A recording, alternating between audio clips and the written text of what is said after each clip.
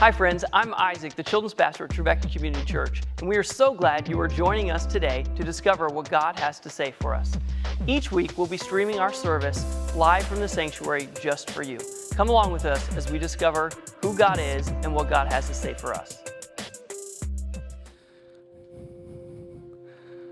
Scripture today is from Joshua 3, 1 through 7, 14 through 17.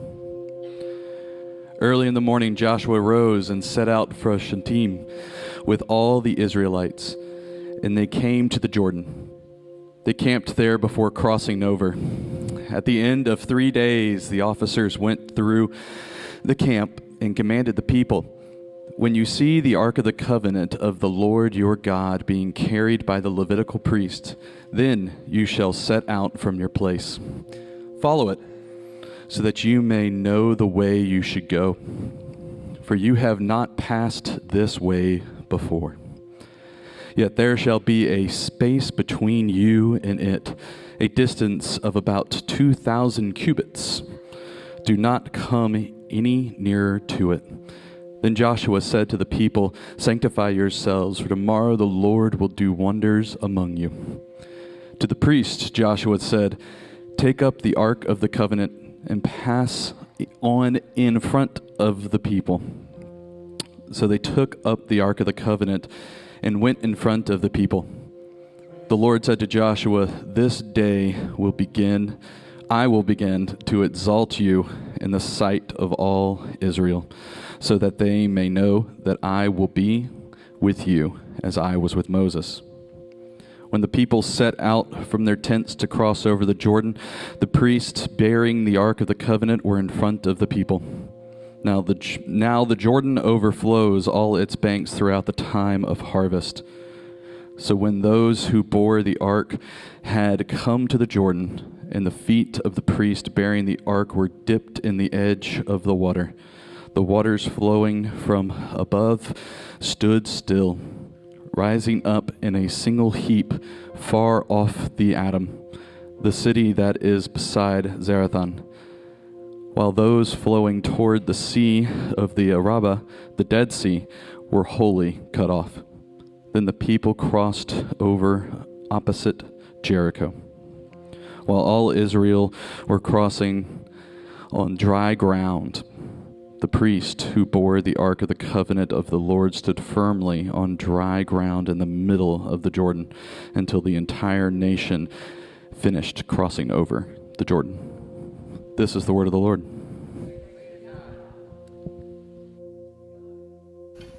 And thank you, Matt, for all of those names. We're testing out that new ordination. Only the newly ordained take on scriptures like that. So thanks for all those pronunciations. Friends, welcome. So glad you're here. My name's Tim. I'm a grateful believer in Jesus, and we made it to the promised land. If you're just joining us, we're walking through the book of Joshua, and today's passage is a major turning point in Israel's history, where they are moving out of the wilderness and into the promised land. I know that we hear the Jordan River, and we may not understand what that deeply signifies, but it is the border between the wilderness and the promised land. And I told Jordan this week, I'm going to do my very best to avoid any jokes about crossing the Jordan. For either of you, Jordans in the house today. But that is a major turning point in Israel's history. And I can't help but think, when I hear about Israel crossing over the Jordan and entering into the promised land, about home. Israel is coming home, but it's a home that they've never known. It's a land that they haven't set foot in before, and yet a home that has been promised to them for generations.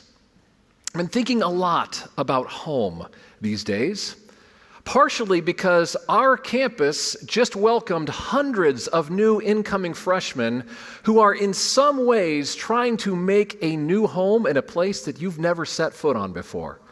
So for those of you who are here today and in that tension, in that space where you know you're in a place where in a couple of months we're going to celebrate something called homecoming, but it doesn't quite feel like home yet, I got you. I remember what that was like. I remember so very clearly the day that I set out for home from my first semester. Because last night we got to invite a lot of our incoming ministry majors to our house, and we were sitting around a campfire, and at the end of the night, I remember hearing several of you who are here today start talking about when you're going to go home for the first time. And yet also, isn't this supposed to be your home? Several of you are going to go home at Christmas, and some are going to go home at Thanksgiving, and some are going to go home at fall break. And it took me back immediately to the first time that I went home in my first semester of college. Now, I grew up in the Central Valley of California among the agricultural lands, and college was a long way away from me, about an 8-hour drive. And it was not just that it was a geographic distance, it was also a cultural distance away. See, I went to college, Ellie, you'll appreciate, I went to college in San Diego. For you, this would be no big deal because that's where you grew up. But for me, it was a world away. It was beaches and palm trees, and I grew up around cows and cowboys. All right? So this was a whole world away. And I'll never forget getting the phone call from a friend in high school. And she had gone to the same high school, grown up in the same town. She was attending a different university, but she said, "Tim, I'm going to go home. Would you be willing to ride with me?" And I said, "Absolutely." So wanting to beat the traffic, she showed up at my residence hall before the sun came up, and I got in the passenger seat, and we set out for home. It was an 8-hour drive, but we wanted to be sure that we made it through Los Angeles before the traffic got really bad. And I remember when we got up to LA, the sun was just starting to come up, and I looked at these buildings, and I hadn't seen those buildings in quite a while. As a matter of fact, the last time I'd seen those buildings was when my parents were driving me to college for the first time, and all of my worldly possessions were packed into the back of the family minivan. And I remember looking up at the skyscrapers in Los Angeles, and we were driving through at nighttime, and so they were all illuminated with these incredible fluorescents, and it was just an incredible thing to be able to see. And so I remember looking up at them and saying, "Wow." And that's when I heard my dad laughing, and he leaned over to my mom, and he goes, "Well, Mom, I think Opie has finally made it to the big city. He's finally seen something other than just small town cowboys." I remember as we made it through Los Angeles, we dropped down into the valley, and we started to see things that we finally recognized. It was the pastures that we knew so well, the crops, the fields that were expanding for miles. And that's when I reached over and I put on a song from one of my favorite bands. There's a song called "I'm Coming Home." And we sang that song as we made our way northward. I'm coming home, I'm coming home. I think we listened to that song 4 times, celebrating the fact that we finally got to come home. Home is that place where I think that we feel like we belong. It is that place of safety and security and nurture. It is that place we feel like we can grow, the place where we are known and we get to know. And I think part of the reason I have such a clear memory of that memory from so long ago is because there's something deep in the human psyche about a longing for home. We want to be home. And if what I've just described to you, the safety and nurture and security, is not your experience of home, I think that's also a testament to the reality that the human heart longs for home. And we know that it should be a place of safety and security. And when it's not, our heart still longs for it. But also say it like this: maybe our longing for home also does something to us when we can't find home. When we want to be at home and we can't get there, or when we feel like home is being taken away from us, the human heart still longs for home, and it begins to do something in us. The anxiety starts to well. And in some cases, I think we would even settle for something that we know isn't really home, but at least makes us feel a little bit like we're closer to home. See, I think when we feel like we're losing home, we're often tempted to settle for a false home. 40 years before Israel crossed the dry riverbed of the Jordan, they had crossed the dry seabed of the Red Sea. And they'd escaped slavery in Egypt, a place that simply couldn't be their home because it was never going to allow them to be the people that God had called them to be. It had some provisions, yeah. Pharaoh had pots that were full of meat. And there was a little bit of safety because Pharaoh had a really strong army, and there was some stuff that they knew and some familiarity. But at the end of the day, this was not Israel's home because they were nothing more than slaves working for Pharaoh as he promised them a little bit of safety and a little bit of security. But it wasn't ever going to allow them to be the people of promise.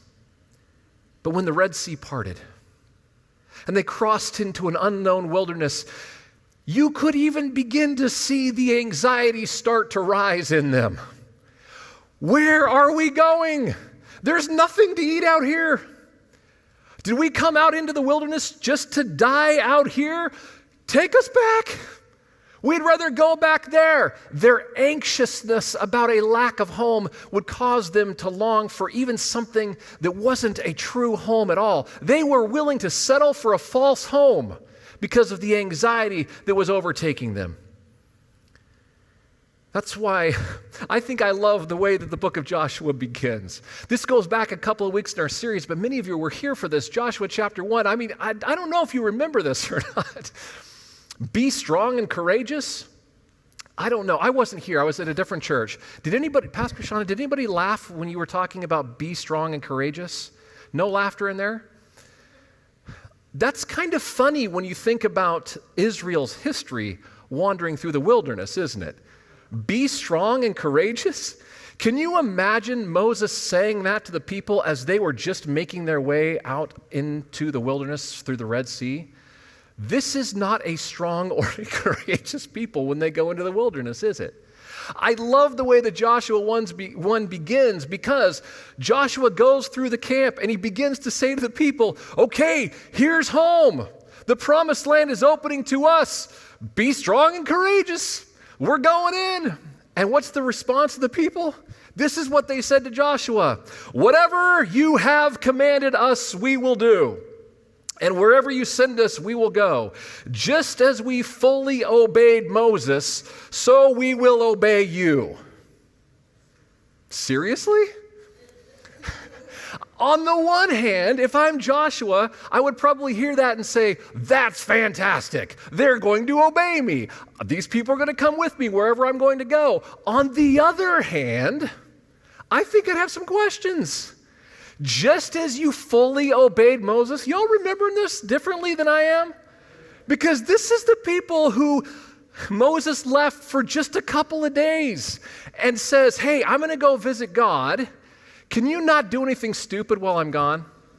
And it took them about 15 minutes to sacrifice their jewelry to turn it into a little idol to worship. Are you kidding me? This is the people who said to Moses, what are we doing out here? Could you just take us back to Egypt? I mean, are we remembering this differently? Just as you obeyed Moses, you're going to obey me? Now, I know some of you are probably saying to me right now, okay, it was 40 years, man. A lot of those people died, and these are new people who've been born, and so in some ways, this is a different people. And I want to say, yeah, that's the point. But I don't want to just say that biologically. I don't want to just talk about it in terms of like some people died and new people were born.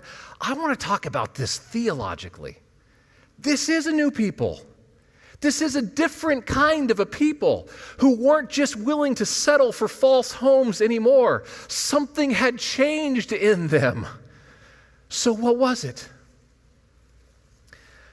When we are anxious, and when we are longing for home and we can't quite get there, sometimes we are willing to settle for something that's less than what we should. And that's not these people. Several years ago, our family was on a trip, and I don't even remember where we were going. I think we were out speaking somewhere, and we were several hours outside of Nashville, and I will be honest with you, I had been the one to plan the trip. I usually plan the travel logistics for our family.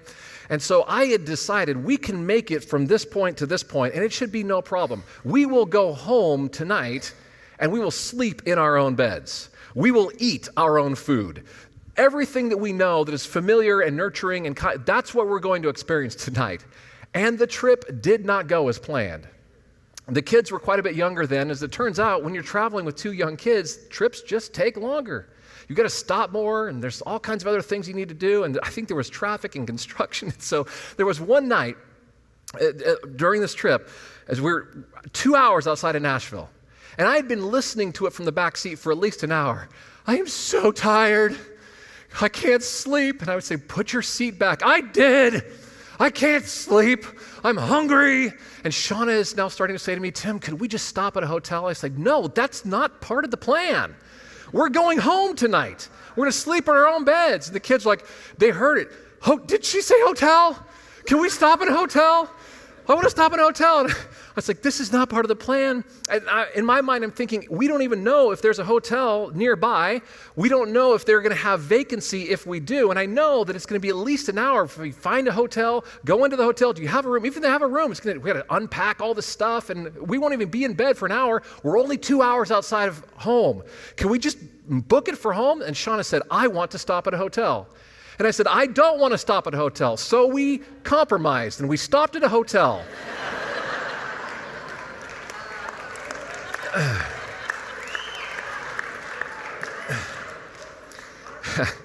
I was outvoted 3-1. And I walked into that hotel, and I said to the woman at the desk, do you have any vacancy? And she goes, we have a room for a family. So I said to Shauna, you go get the kids and go get the luggage. I'm going to start working this out. And I'll say it this way. When they know they have you and you haven't made a reservation in advance, you are at their mercy. And friends, I think I am still paying off that one night in that hotel from all those years ago. We paid a foolish amount of money for a hotel 2 hours from home. And here's what I think I'm trying to say in this. When you are anxious for home, you'll settle for anything. We knew that hotel wasn't home, but it kind of felt like home. It's got bad art on the walls, but there's still a couple of beds, and they're not the best beds. They're not your bed, but it's still kind of like home. And we know the food at the hotel wasn't the food that we really wanted, but like at least a little taste of home. We were anxious for home. I want to ask the question, what happened to the people of Israel who go from being this people who are anxious and making bad decisions?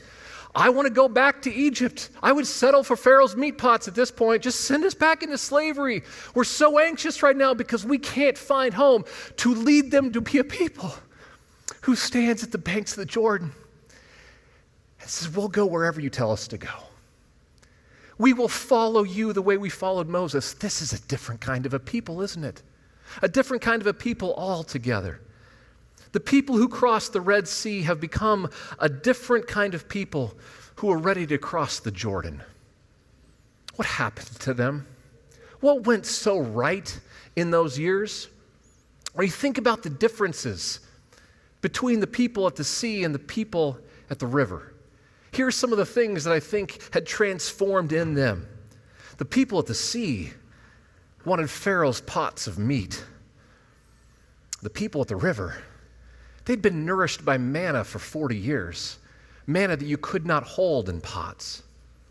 The people at the sea asked to go back to Egypt's protection. The people at the river had been trusting in God's provision that traveled with them day in and day out. They didn't need the military. They had God with them. The people at the sea wanted to go back to the way that things were, but the people who were standing at the river were prepared to step into the future that God had prepared for them, to make them a people of promise. The people at the sea would settle for anything.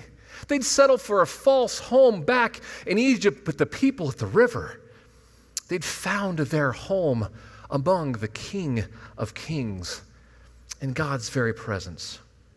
So my question for us today is, what happened to these people to make them ready to come home? Maybe the better question for us is, what might need to take place among us for us to become a people who are ready to come home? You might see it differently than I do, but I look around a church that I love these days, and I see a lot of anxious people. Because I think we feel like we might be losing home. Stuff's changing quickly. And I wonder if An overwhelming sense of anxiety is welling up among the people of God these days, and we'd be willing to settle for just about anything as long as it made us feel like we're not losing everything. When Sean and I were serving as pastors in Bakersfield, I remember there was a man named Jim. He was one of the saints of our church. He'd been there for generations. He was a decorated World War II legit hero, and he'd made his way to Bakersfield to learn how to farm and to garden. And Jim came in to the church one day, and he was about 90 when this happened. He passed away when he was 92, but I remember him coming in the back of the doors of the church. We greeted him. We said, "Jim, how are you doing today?" And he looked at me and he said, "Pastor, I don't know where I am." I was like, "Uh-oh, do we need to call your family? Like, who drove you here, Jim?" But it wasn't a memory issue. Jim was looking around a church that was changing around him. The church was growing and it was changing. It was a church that he grew up going to with his family and his wife, but now things were just different. The music was different, the people were different, the whole thing was it just felt different. And I started to think with compassion on all of the stuff that Jim had seen change throughout his life. He was born in 1920. Friends, when Jim was born, a human being had never flown directly across the Atlantic Ocean before. The day that he died, 1,400 flights crossed the northern Atlantic. Think about how big of a change that was just in his lifetime. And it wasn't just that things were changing a lot, things were also changing much more quickly. On the day that Jim was born, his mom did not have the legal right to vote in this country because she was a woman. Think about that. The year that he was born, the United States passed two constitutional amendments, the 18th and 19th Amendment. The first one was giving women the right to vote. The second one was passing prohibition into law. Now, we might think that these are massive social changes, and they are. But this is massive social change that took 40 years from the first time a state passed a law, either outlawing alcohol or giving women the right to vote, until the time that now these become the national norm. By the time Roe versus Wade became a national norm, it only took 9 years from the first time a state voted for that to become the national norm. Obergefell, 6 years. These are massive social changes, and I'm looking into the face of one of the saints of our church, and he's saying, "I don't even know where I am anymore." And I was deeply moved with compassion because I felt his heartbeat on this. Things are changing so quickly, and so oftentimes I think what we do is we go, well, where are the places that things aren't changing so quickly? And I think Jim felt like that was supposed to be church.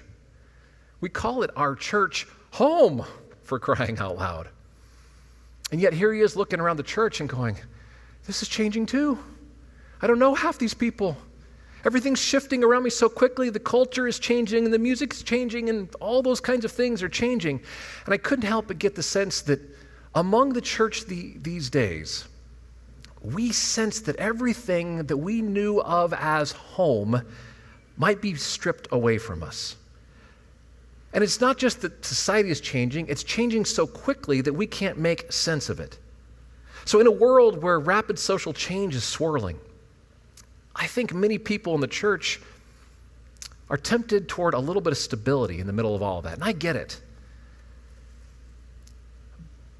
But I wonder sometimes if we're willing to even settle for false homes because our anxiety is welling up in us. We're willing to fight even for false homes, to fight that this thing won't change or that thing's never going to change on us. Because when people feel like they're losing home, they'll be willing to do just about anything. And sometimes they're even willing to fight for false homes. Sometimes people feel like they're losing their home would even be willing to go back to a place that they knew was never their home to begin with, because that's where they'd learned to be comfortable. And so the question is whether we, God's people, are willing to fight for false homes, or if we are going to become the people of promise. So let me offer us this good news today. Our home is in God. Our home is in God.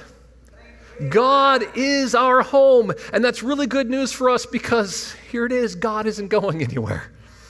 This is the God of Abraham and Isaac and Jacob, the God who was with the people from generation to generation. The challenge for us is that it can be really difficult for us to trust in that sometimes. The day that Israel crossed the Jordan River, it was the Ark of the Covenant that went ahead of them. Why? Because the Ark signified God's presence among the people. The Ark was God's presence with them.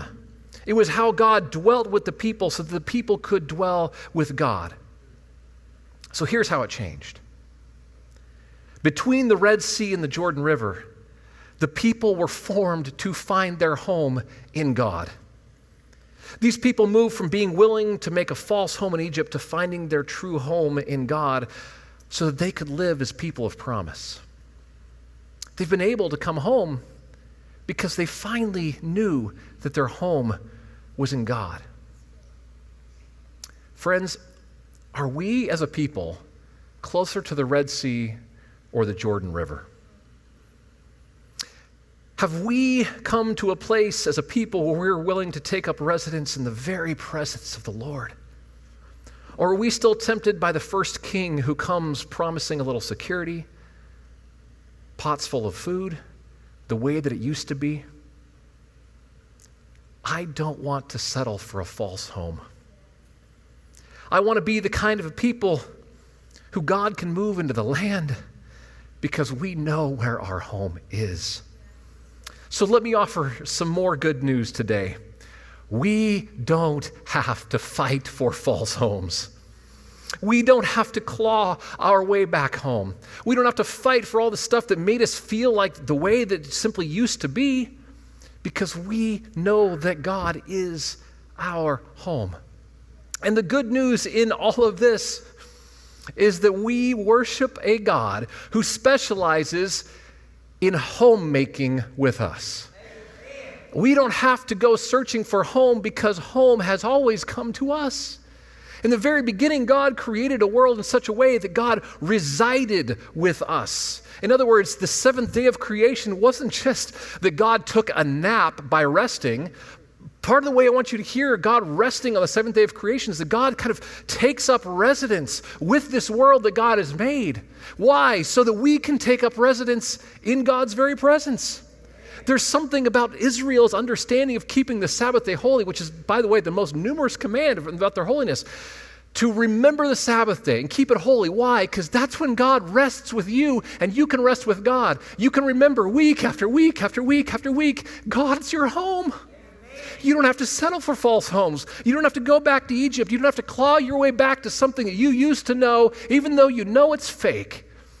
Rest with God. You are the people of God. Be holy. And then God dwells with the people day and night in the wilderness. As a matter of fact, God says, I want to have a tent. I want to have a tabernacle. I want to dwell with you. So wherever you go, I'm going to go with you.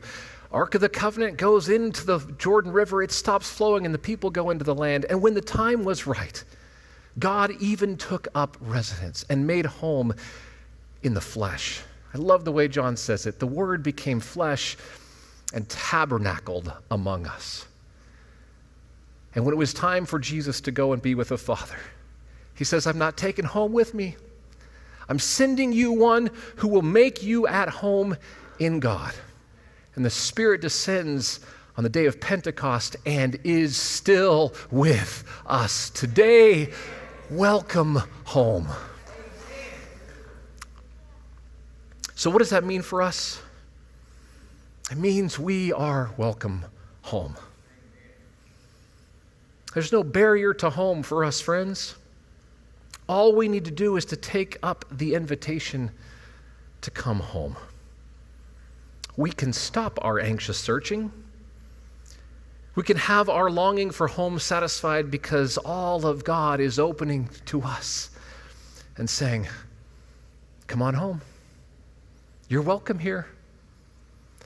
Take up residence. Rest with me. You don't have to fight for something that was never going to make you the people of promise to begin with. So maybe it is the case today that it's time for you, for us, for some of us to lay down our anxious search for false homes. The band's going to come and play, and we're going to open these altars. And if you want to move a little closer to God today, maybe God has moved to you and you are receiving the invitation to come home, this altar could represent a place where you can say, I get it. I have been anxiously searching for all kinds of cultural stuff that's just going to make me feel like I've got a little more safety, feel like I've got a little more security, hold on to something that's not changing in this rapidly changing world.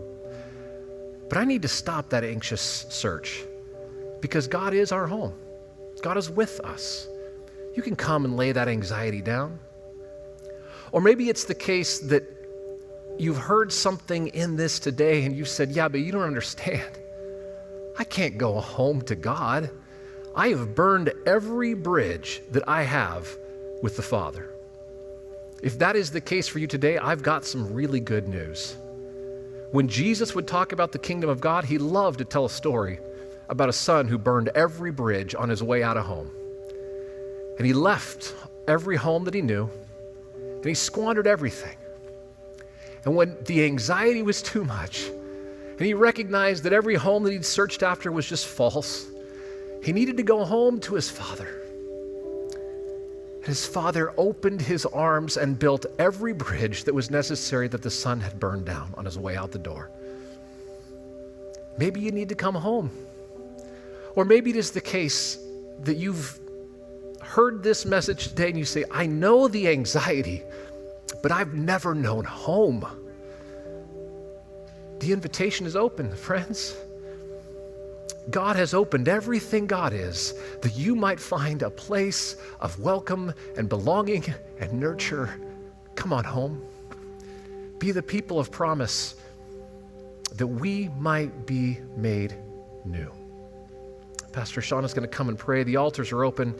You're welcome to come and find a place of belonging, a place of home, a place to lay it down. Oh, people of God, receive this blessing, which is more of an invitation. Stand along the banks of the river, looking back at who we used to be, and give thanks to God for the welcome we have received that makes us into people of promise, that we might come home. You've got work to do, people of promise. Receive the blessing. Go in peace. Amen.